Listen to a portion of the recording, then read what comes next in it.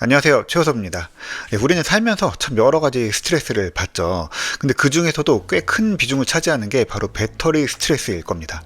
집 떠나기 전에 이 기기들이 제대로 다 충전되어 있는지 살피는 거 굉장히 중요한 일이죠. 그 불안함 때문에 이런 무거운 이 보조 배터리를 들고 다니기도 했고요. 배터리를 교체할 수 있는 그런 스마트폰을 끝까지 원하시는 분들도 꽤 있죠. 그런데 그 스트레스도 이게 시대가 변하고 이 상황이 바뀌면서 조금씩 달라지고 좀 진화하고 있는 것 같습니다. 이 배터리 스트레스는 결국에 얼마나 오래 버틸 수 있느냐 이 문제거든요. 전기가 손에 딱 잡히는 이게 양쪽으로 잡히는 물건이 아니어서 그런지 우리 감이 잘 안 오죠. 다른 것들보다 더 불안감이 큰 것 같아요. 저는 요즘에 테슬라를 타고 있는데요. 이 전기차에 대한 허들, 진입 장벽이 굉장히 높다고 생각하시는데 그게 바로 이 배터리에 대한 불안감, 어떻게 보면 이 배터리에 대한 그 특성을 이해하는 데 달려있는 것 같습니다. 지금도 주변에서 그거 한번 충전하면 얼마나 타냐, 뭐 실제로 거기 써있는 것만큼 탈 수 있냐, 겨울에는 엄청 떨어진다는데 어쩌냐 같은 걱정들을 굉장히 많이 해주시거든요. 저도 이제 6개월 정도 이 차를 타면서 어느 정도 적응이 되고 있긴 하지만요. 그래도 그 불안한 마음이 아주 없는 건 아닙니다. 이 습관적으로 뭐 공조기를 좀 낮추고 배터리 뽑아 쓰는 여러 가지 요소들이 좀 신경 쓰입니다. 운전도 살살하게 되고요. 이런 건 어쩔 수가 없습니다. 근데 이 가장 배터리 위험하다는 한겨울을 지나고 나니까요, 이 마음이 한결 편해졌어요.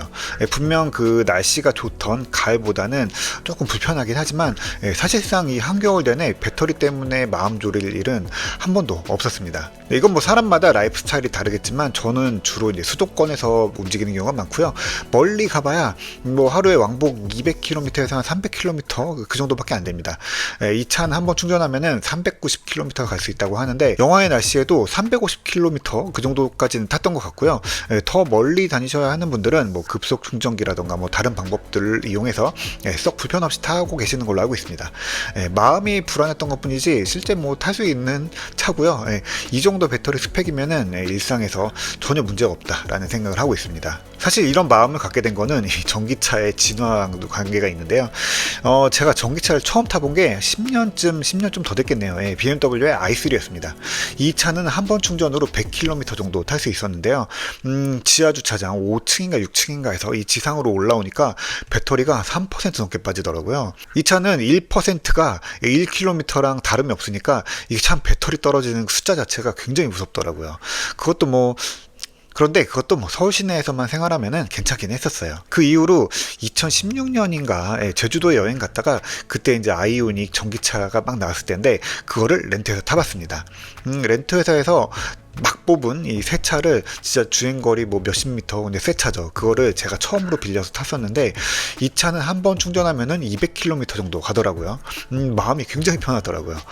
100과 200은 진짜 단순 2배가 아니라 천지 차이 한 3배 정도 되는 느낌이었어요. 너무 마음이 편하더라고요. 그리고 지금 이 390km, 거의 400km 정도 탈 수 있는 이 차는 뭐 LFP 배터리가 불안하다라는 이야기들이 있긴 했지만 그게 뭐 걱정이 되기도 했는데요. 사실 타보니까 아무런 문제가 없다라는 거를 확인했고 이제 그게 머리가 아니라 몸이 이제 슬슬 받아들이기 시작하고 있습니다. 그래서 이 겨울을 보낸 이후로는 조금 더 배터리를 여유 있게 넉넉하게 쓰고 있습니다. 그날 왕복 거리 안에 주행 거리가 있다고 하면은 전혀 신경 쓰지 않고 편하게 타고 다니고 있습니다. 이 배터리 관리 시스템은 거의 예측을 벗어나지 않고요. 배터리를 오히려 잘 활용해서 그 기대했던 것보다 더 많이 탈 수 있다는 느낌을 계속 주고 있어요. 그리고 꼭 이게 차 주행하지 않더라도 심심하면 뭐 차에 가서 뭐 히터 틀어놓고 음악 듣기도 하고요. 뭐 일하거나 그 차 안에서 책을 읽기도 합니다. 차는 이게 또 달리지 않아도 내 공간이라는 아주 사적이라는 공간, 그런 매력이 또 있죠. 그래서 요즘에는 그렇게 좀 긴장을 내려놓고 써도 전체 주행거리는 거의 달라지지 않습니다. 그래서 일단 어느 정도 수준, 기술 수준 이상이 올라갔다고 하면은 물론 많으면 많을수록 좋지만 어느 정도 수준이 되면은 문제가 없다라는 게 이제 이런 배터리들의 가장 큰 특징이죠. 마음먹기에 달려있는 그런 것 같아요. 어차피 좀 국내에서는 한 번은 뭐 400km 이상 주행할 일이 거의 없죠. 그리고 다른 분들 이야기로도 아주 추울 때가 아니면은 한 번 충전하면 뭐 서울에서 부산까지도 간다라고 하니까요. 이 수시로 뭐 충전할 수 있는 집밥이라고 하죠. 그런 환경만 됐다고 하면은 배터리는 전혀 부족하거나 불안하지 않습니다. 오히려 불안한 거는 배터리가 아니라 제 마음이 아니었나라는 생각이 듭니다. 우리가 필요한 한계점이 어딘가 이걸 좀 생각하고 그 그 한계점이 이루어졌다라고 하면은 그때부터 조금은 마음 편하게 지낼 수 있을 것 같습니다. 네, 배터리 하면 스마트폰을 빼놓을 수가 없죠. 네, 저는 지금 이 아이폰 15 프로 맥스를 쓰고 있는데요. 이게 가장 만족스러운 게 배터리입니다. 일단 배터리가 그 자체로도 넉넉하게 가는 게 가장 큰데요.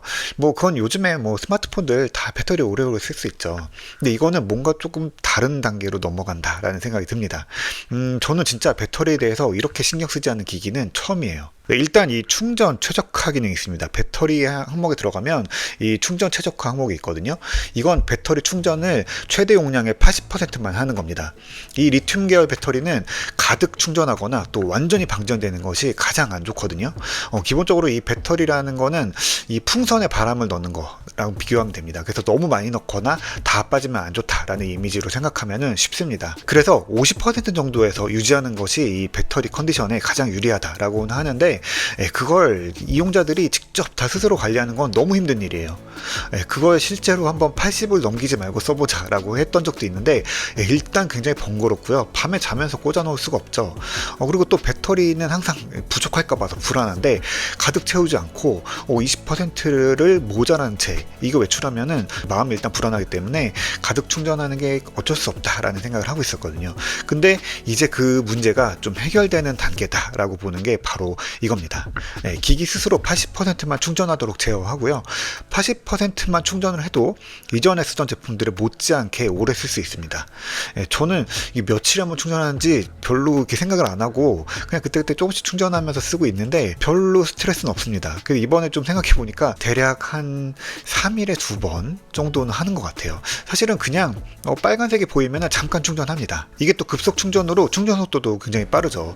그냥 외출 준비를 시작하기 전에 슬쩍 보고 이 정도면 좀 부족하겠다 싶으면 충전기에 연결하죠.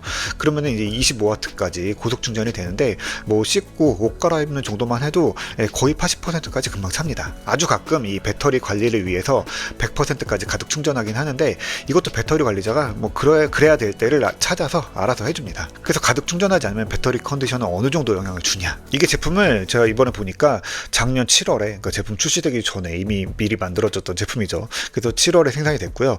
10월부터 지금까지 거의 한 6개월 가까이 쓴 제품인데요. 사이클수는 106번이고요. 컨디션은 100%입니다. 훌륭하죠. 이 수치를 보면은 진짜 충전도 한 3일에 2번 정도 한 것 같다라는 느낌이 맞는 것 같기도 합니다. 어쨌든 이러면서 배터리 관리에 대한 스트레스가 완전히 사라졌어요. 지금 반년 썼는데 100%. 제가 아이폰 쓰면서 2.6개월 정도 쓰면은 보통 한 2% 정도 떨어지고 좀 컨디션이 안 좋을 때는 막 한 3% 이렇게 또 떨어졌던 것 같은데 이 정도면은 굉장히 훌륭한 수준이다라고 볼 수 있습니다. 그러면서 그냥 진짜 아무 때나 충전하고 아무렇게나 충전하고 살고 있습니다. 그래도 제가 그동안 그 신경 쓰던 것보다 훨씬 관리가 잘 되고 있죠. 이거랑 비슷한 게 맥에도 있어요. 저는 그 배트파이 이렇게 있나요? BATFI라는 앱인데 이게 맥에서 똑같은 일을 해줍니다. 이렇게 배터리 관리해주는 앱이 몇 가지 있는데요. 보통 이제 원하는 만큼만 충전해줍니다. 보통 이제 이것도 80% 정도에 두죠. 특히 이제 노트북은 실내에서는 거의 이제 전원에 이렇게 연결하고 쓰고 있죠. 그러면 배터리는 거의 100% 부근에서 계속 미세하게 충방전을 하는 겁니다. 풍선을 계속 끝까지 불었다 뺐다 하고 있는 거예요. 그래서 저는 예전에 불안해서 전원을 꽂아서 쓸 때는 배터리를 빼고 썼었는데요. 요즘 제품들은 그게 배터리 뺄 수가 없죠. 이 제조사들은 그냥 신경 쓰지 않아도 될 정도다 라고 이야기는 하는데 그걸 그래도 관리해주는 거랑 아닌 거는 또 다르잖아요. 그래서 제가 쓰고 있는 이 M2 맥북 에어 15인치도 뭐 80%만 충전해도 12시간 이상 쓰고요. 뭐 15시간 가까이 쓰는 것 같아요. 그러니까 80%만 충전해도 전혀 문제가 없죠. 100%로 충전해야 할 그럴 일이 전혀 없습니다. 사실 이거는 배터리가 너무 길기 때문에 며칠 동안 안 써도 그냥 슬립 모드로 그냥 둬도 전혀 문제가 없어요. 그날 노트북을 쓰고 오늘 집에 가서 좀 충전해야지 다음에 쓸 수 있겠구나 라는 생각이 들 때 그때 충전을 하고요. 아니면은 그냥 뭐 전혀 배터리에 대해 신경을 쓰지 않습니다. 한 진짜 일주일 정도 이걸 안 쓰고 그냥 데스크톱만 쓰는 그런 경우도 있는데 그래도 일주일 뒤에 뭐 열흘 뒤에 봐도 전혀 배터리 문제 없이 그냥 그대로 쓸 수 있기 때문에 이런 충전에 대한 문제 그리고 또 이 앱을 쓰면서 아무렇게나 또 충전해도 되는 이런 관리에 대한 부담이 확 줄어드는 거예요. 이 애플워치는 조금 또 결이 다릅니다. 이 애플워치는 처음 나온 1세대 제품부터 지금 9세대까지 모두 스펙에는 18시간을 쓸 수 있다라고 설명하거든요. 그러니까 사실상 매일 저녁에 충전해야 된다라는 기기인 거죠. 그런데 실제로는 조금씩 이 배터리 이용 시간이 늘어나서요. 지금 요즘 나온 제품은 거의 이틀 정도 쓰죠. 근데 애플워치는 요즘 들어서 이 수면을 좀 신경 쓰기 시작했어요. 이 잠자는 시간이 어느 정도인지, 또 잠자는 동안에 숨은 어떻게 쉬고, 또 산소 포화도는 어떤지, 뭐 맥박 이런 것들까지 두루두루 이제 보는 거예요. 이 잠자는 동안의 건강 데이터는 굉장히 중요한 내용이기도 하고요. 이 지속적으로 꾸준히 관리될 필요가 있어요. 그러니까 애플이 생각하기에는 이 애플워치가 24시간 동안에 모든 그 바이탈 사인 같은 것들을 계속 체크를 해야 되고, 그러기 위해서는 이제 24시간 차고 있어야 되는 제품이 된 거죠. 그런데 이게 사실 말이 안 됩니다. 기기는 18시간밖에 안 가는데, 물론 훨씬 가지만요. 18시간 쓰느라고 만든 제품인데 24시간 이상 써라. 그럼 충전 언제 하냐라는 거거든요. 이것도 돌아보면은 이 충전 습관이 변화하고 있다는 느낌이 들었어요. 여기에는 이제 급속 충전이 핵심이죠. 애플워치에 급속 충전이 되면서 충전 속도 진짜 빨라졌거든요. 그러니까 뭐 샤워하고 저녁 먹는 시간 정도 얹어 놓으면은 충분히 쓸 정도로 충전이 됩니다. 오래도 아니고 진짜 그게 한 20분 정도인데 매일 이 정도만 충전해도 그냥 계속 쓰는데 무리가 전혀 없습니다. 그리고 혹시라도 충전하는 거 잊으면 잠들기 전에 지금 잠들기로 한 시간 전에 어느 정도 충전해라. 그래야지 내일 아침까지 버틴다 라고 이런 걸 알려주기도 하고요. 그러다 보니까 애플워치를 사실상 24시간 찰 수 있는 그런 환경이 만들어지고 있는 겁니다. 이렇게 배터리는 그 자체보다 이런 사용하는 방법에 대한 진화가 일어나고 있다라고 봅니다. 물론 배터리는 그 용량을 엄청나게 늘릴 수 있으면 좋겠지만요. 이 배터리 밀도, 용량을 늘리는 거는 지금 이후로도 그렇게 쉽지 않고요. 또 그거는 그렇게 좋은 방법도 아닐 겁니다. 기본적으로 이 전력 소비를 줄이고 이 배터리 관리에 대한 변수를 줄여야 됩니다. 그리고 적절한 관리 방법과 이 사용 습관을 만들어내는 그런 게 굉장히 중요하다고 봅니다. 그건 다 소프트웨어로 하는 거죠. 이전에 뭐 말썽이 됐던 스마트폰의 뭐 게이밍 모드 같은 부분들도 사실상 이게 배터리 관리의 일환이긴 하거든요. 게임할 때 배터리를 너무 많이 쓰기 때문에 이거 어느 정도 성능을 좀 낮추고 열과 배터리를 좀 조율을 해서 최적의 게임 환경을 만들어주겠다라는 건데, 그러면서 만들어지는 그 게임의 퀄리티, 사실 게이밍 모드에서 제일 중요한 건 게임인데, 게임에 대해서 소비자들이 좀 느끼는 경험이 좋지 않다라는 답이 나면서 좀 좋지 못한 소리를 듣는 기능이 되긴 했는데, 그것도 어느 정도는 그 만들어가면서 소비자들이랑 협의하고 설득을 어느 정도 할 수 있었어야 된다라고 봅니다. 같은 것도 어떻게 설명하고 어떻게 받아들이냐에 따라서 의미가 전혀 다르게 느껴지게 되잖아요. 그럼 이런 배터리 진화로 인해서 배터리 스트레스가 없어졌냐? 아니죠. 여전히 배터리는 사람들을 힘들게 합니다. 이유는 당연하죠. 그만큼 기기가 많아졌기 때문이에요. 스마트폰, 태블릿, 뭐 노트북, 스마트워치에다가 자동차까지, 이게 진짜 배터리 신경 써야 될 기기가 너무 많거든요. 그나마 오늘 말씀드린 것처럼 그 하나하나에 대한 관리 포인트는 확실히 줄어들고 있고요.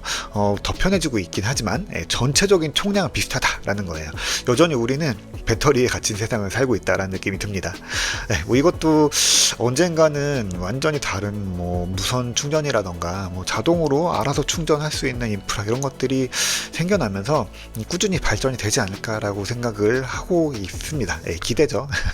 그래도 지금 돌아보면은 이 정도만 해도 정말 좋아졌다라는 생각이 들어요. 적어도 배터리를 한번 가득 충전하면 뭐 그날 걱정은 없잖아요. 뭐 배터리 때문에 뭐 못한다, 아껴 써야 된다, 이런 생각을 줄여주는 것만 해도 굉장히 삶의 질이 좋아졌다라는 생각이 듭니다. 이렇게 적절한 만족도 라이프 스타일의 질을 높여주는 것 같습니다. 그리고 또 그만큼 기술도 좋아지고 있다는 거를 어느 정도 또 인정해 주시면 좋을 것 같아요. 뭐 물론 더 좋아질 부분들이 많이 남아있지만요.